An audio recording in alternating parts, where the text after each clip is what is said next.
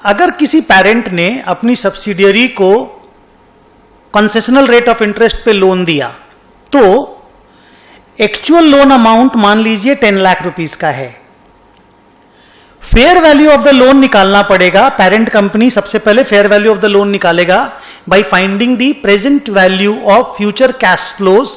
जो भी subsidiary company से उसको लोन रिपेमेंट के वक्त इंटरेस्ट और प्रिंसिपल का धीरे धीरे करके मिलेगा, उसको current market rate of interest के हिसाब से डिस्काउंटिंग करके प्रेजेंट वैल्यू निकालना पड़ेगा।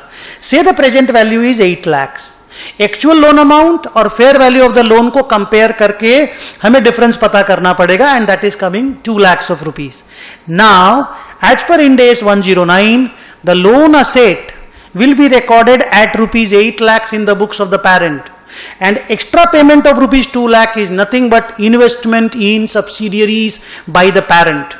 Means the journal entry will be loan asset account debit 8, investment in subsidiary debit 2, to bank 10 lakhs.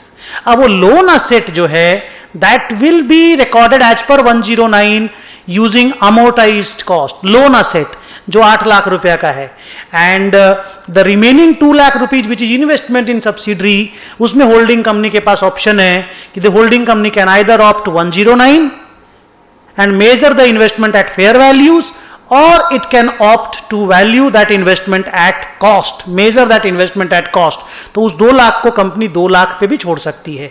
ज्यादातर कंपनियां सब्सिडरी के इन्वेस्टमेंट को कॉस्ट पे मेजर करके छोड़ देती हैं, तो that 2 lakh will preferably be measured at cost. Thank you.